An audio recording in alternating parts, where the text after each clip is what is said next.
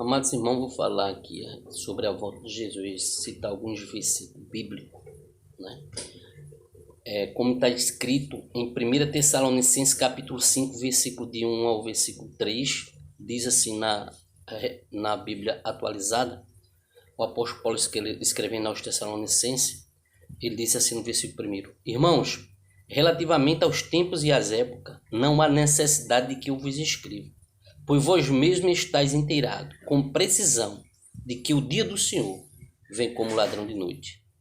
E nós não sabemos, meus amados irmãos, que hora vem o ladrão. O ladrão ele pode vir a qualquer momento. Aí a Bíblia fala que a vinda do Senhor é como um ladrão de noite.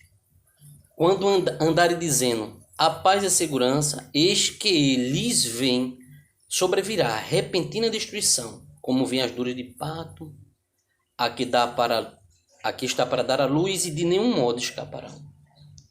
É a Bíblia que fala que de nenhum modo escaparão. Quem tiver com Jesus nesse dia, ele vai ter a salvação da sua alma, né? Porque o dia do Senhor vem como ladrão. Mas no capítulo 24 de Mateus, no versículo 36 até o versículo 39, também Jesus falando, ele disse no versículo 36, mas a respeito daquele dia e hora, ninguém sabe. Às vezes as pessoas perguntam, quando vai ser isso, né? Jesus está demorando, mas o próprio Jesus disse, mas a respeito daquele dia e hora, ninguém sabe, nem os anjos dos céus, nem o Filho, senão o Pai. Então, nem Jesus disse que sabia qual o dia que vem. Ele vem de repente buscar a sua igreja e levar ela para o céu. Aí ele também fala a respeito de Moisés, quando ele diz assim, no versículo 37, diz, pois assim como foi nos dias de Noé, também será a vinda do Filho do Homem.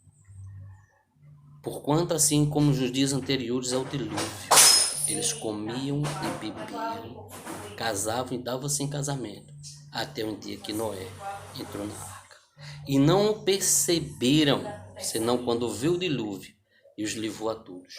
Assim será também a vinda do Filho do Homem. Porque nos dias de Noé, meus amados irmãos, eles casavam-se e davam em casamento. Faziam o que queriam, né? Faziam a vontade da carne. E nesses dias atuais é a mesma coisa, né? Todos fazem do jeito que quer. Agem do jeito que quer, né? Mas eu preciso de Jesus. Eu preciso dele. Porque ele é o que pode fazer algo por mim. Eu sou um pecador falho. Né? Temos falhas. Mas eu preciso de Jesus. E você? Você precisa de Jesus? Então, se você precisa de Jesus, abre o teu coração para ele, né? Deixa que o Espírito Santo faça morada em sua vida, né? No mundo, como a Bíblia diz, que no tempo de Noé, eles casavam e se davam em casamento, bebiam, se divertiam, né? Faziam suas festas do jeito que queria. Mas o dilúvio veio. E eu, meus amados irmãos, quero dizer a você que eu sou necessitado demais de Jesus. Eu preciso cada dia que se passa,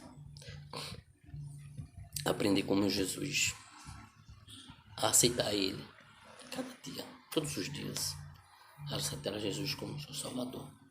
Porque a Bíblia é bem clara.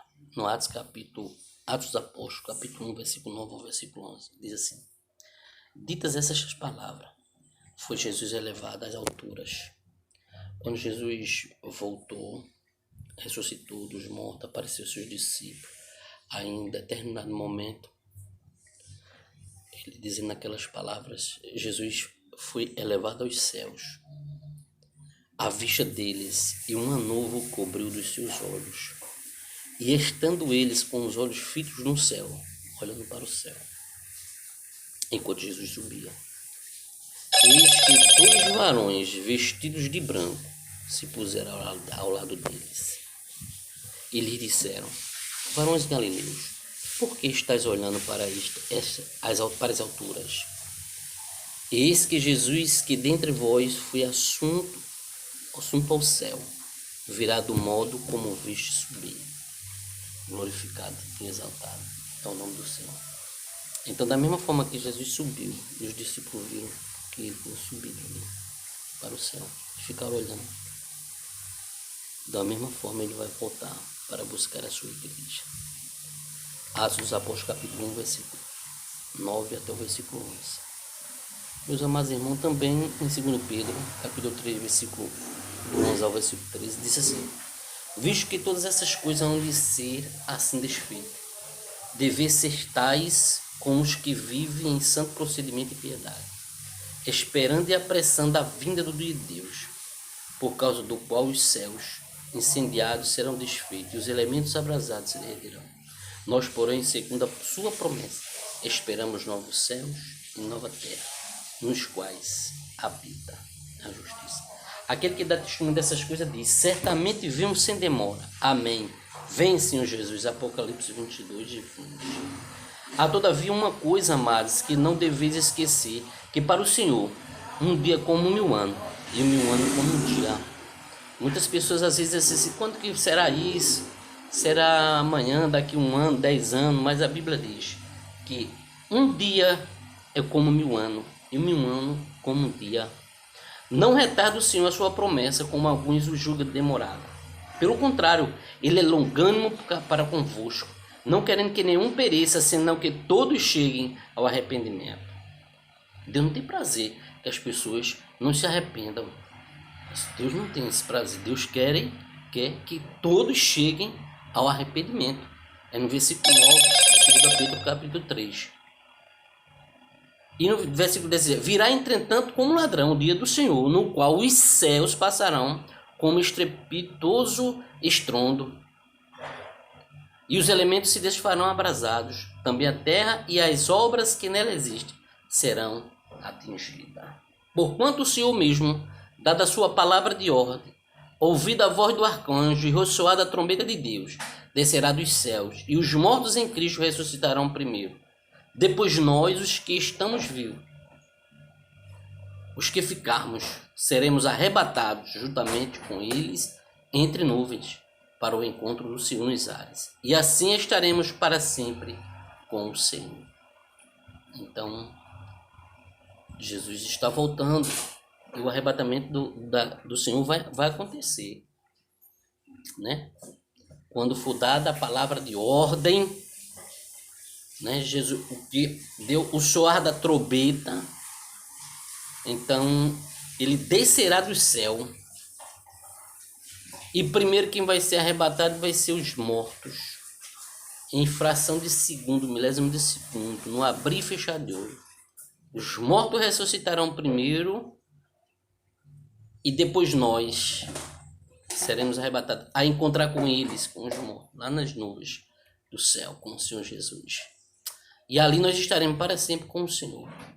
Mas qual o dia? A mesma coisa, repito, Marcos 13:32. Mas a respeito daquele dia ou da hora ninguém sabe, nem os anjos do céu, senão o Filho, nem o Filho, senão o Pai. Quem pode dizer amém? Então eu preciso de Jesus. Eu preciso de Jesus. Quero que Jesus venha buscar a sua igreja. Tudo isso aqui vai passar. Tudo isso aqui passa. Mas nós temos que permanecer com o Senhor, na sua presença, dando glória a Ele, com a nossa vida, com a nossa atitude. Porque a minha atitude, elas tem que ser uma atitude digna de arrependimento, como a Bíblia fala. Amém? Capítulo 2 de 2 Tessalonicenses, de 1 ao versículo 4, diz assim: irmãos, no que diz respeito à vinda do Senhor Jesus Cristo e à nossa reunião com Ele, nós vos exortamos a que não vos demovais da vossa mente com facilidade, nem vos perturbeis, quer por espírito, quer por palavra, quer por epístola, como se procedesse de nós, supondo tenha chegado o dia do Senhor. Ninguém de nenhum modo vos engane, porque isto não acontecerá, sem que primeiro venha a apostasia e seja revelado o homem da iniquidade, o filho da perdição, o qual se opõe e se levanta contra tudo que se chama Deus, ou é objeto de culto, a ponto de assentar-se no santuário de Deus, ostentando-se como se fosse o próprio Deus. Veja, meus amados irmãos, são coisas que vai acontecer e a palavra do Senhor, elas nos dá claramente que a apostasia vai acontecer. E o homem da iniquidade, que é o filho do diabo, ele vai, o filho da perdição, ele vai ser revelado. E a todos vão saber porque ele se opõe a tudo que é Deus, tudo que é de Deus, ele vai se opor e ainda vai querer sentar no santuário de Deus. É uma palavra profética, mas que o Senhor Jesus nos ajude, né, para que nós seja arrebatado antes que aconteça a grande tribulação, que está escrito em Marcos capítulo 3, versículo de 4 ao 27. Mas naqueles dias, após a referida tribulação, o sol escurecerá, a lua não dará a sua claridade, as estrelas cairão do firmamento, e os poderes dos céus serão abalados. Então verão o Filho do Homem vir nas nuvens com grande poder e glória, e ele enviará os anjos e reunirá os seus escolhidos dos quatro ventos, da extremidade da terra até a extremidade do céu. Na casa de meu pai, aí o Senhor diz aí no capítulo 14 de João, versículo 2 ao 3, dá uma palavra de esperança para nós. Em Marcos fala sobre o final dos tempos. E aqui em João Jesus já dizia, olha, mas não se preocupe não se preocupe não, porque na casa de meu pai há muitas moradas. Se não for assim, eu vos não teria dito, pois eu vou preparar-vos lugar. E quando eu for e vos preparar lugar, voltarei e vos receberei para mim mesmo, para que onde eu estiver, estejais vós também. Então, é um consolo para nós de saber que Jesus vem buscar a sua igreja, né? E ele tem um galardão. Apocalipse 22, de 12 diz que eis que vem sem demora, e comigo está o galardão que eu tenho para retribuir a cada um segundo as suas obras. E quando vier o Filho do Homem na sua majestade e todos os anjos com ele, então se assentará no trono da sua glória. E todas as nações serão reunidas em sua presença. E ele separará uns dos outros, como o pastor separa dos cabritos as ovelhas, e porá as ovelhas à sua direita, mas os cabritos à esquerda. Mateus 25, capítulo 25, versículo 31 ao versículo 33. Portanto, vigiai, porque não sabeis em que dia vem o vosso Senhor. Mas considera isto: se o pai de família soubesse a que hora viria o ladrão, vigiaria e não deixaria que fosse arrombada a sua casa. Por isso ficai também vós apercebidos, porque a hora em que não cuidais, o Filho do Homem virá. Mateus capítulo 24, do versículo 42 ao versículo 44. Também está escrito em Hebreus capítulo 9, versículo 27 ao versículo 28.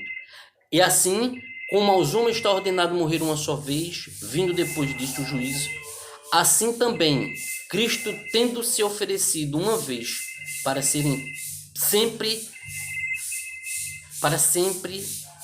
tirar os pecados de muitos, aparecerá a segunda vez, sem pecado, os que o aguardam para a sua salvação. Amém? Deus abençoe.